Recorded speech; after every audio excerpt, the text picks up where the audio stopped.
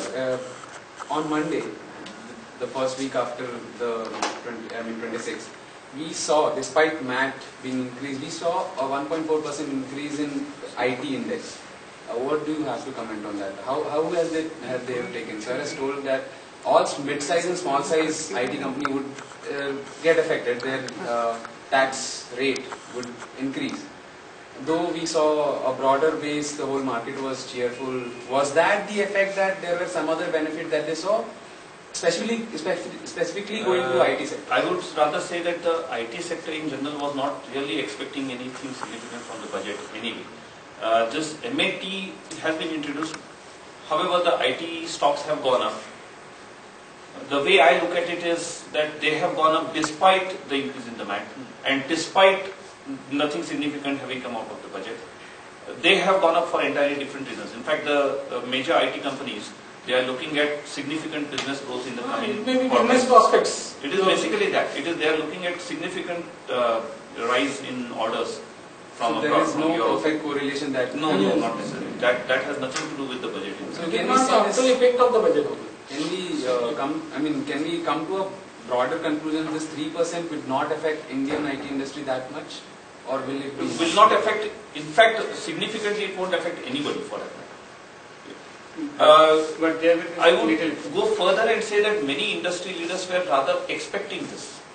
See, and when we are going for a deficit budget, we are likely to get some increase in taxes or surcharges like this. See, government in the weeks preceding the budget, the government and all the other functionaries, they have given enough hints and feelers to the industry and to the public at large that some of the incentives will be withdrawn. Some maybe stricter measures are likely to be introduced. So everybody was that way expecting, everybody was mentally prepared, I would say. So that way the industry has not really been disappointed in that sense. And the IT companies are against, they have started hiring. They have also talked about, they are about to hike the salaries also. They are having good business. They are going to do well. So don't expect even the tax holidays which are given, STPI and EOU, to continue for more than one more financial year. So if you are supposed to, or if you are ready to pay say 33% of the corporate tax which is normally applied, so 18% should not be a big pinch for big companies, big IT companies. And as if I guess most of them are expecting that DTC will rationalize the tax rate to that is also correct. In certain important persons like Narayan Murthy himself, at different forums he has advised the industry, the IT industry in particular, to be prepared for this kind of regime. Yes, they have to be prepared to pay the taxes. In fact, he is open to that idea. In his opinion, in fact, he has made it quite clear that the IT industry has been pampered enough all these years. Now it is high time that they pay back to the government. Let's move from the IT industry. You had something from infrastructure. I would like to say, this year Finance Minister has proposed that 1,73,552 crores will be spent on infrastructure outlay.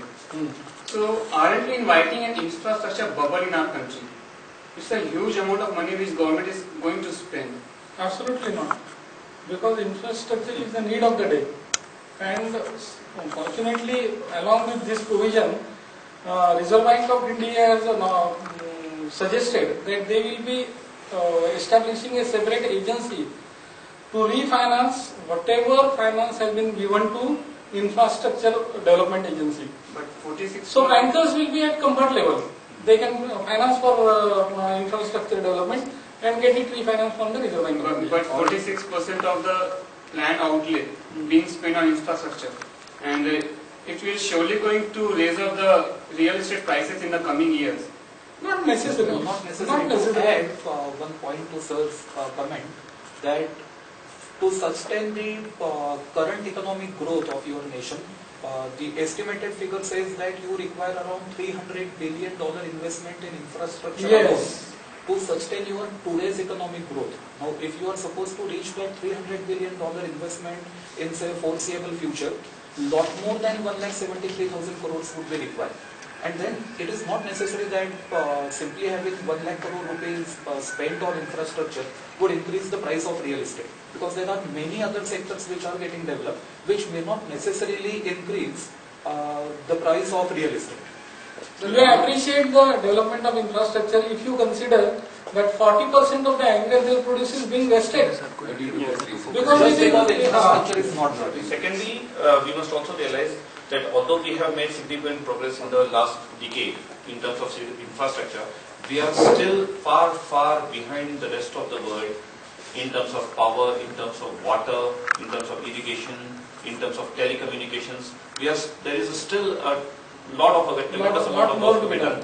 And if we have to, as you said, if we have to sustain the GDP growth rate of 7 to 8%, then we must catch up with the rest of the world. In fact, I would go further and say that this outlay which the government has announced is perhaps the finance minister wanted to have more outlay, but because of his commitments in other sectors, he has not been able to increase this. So you will give him a thumbs up for this one. yes, definitely.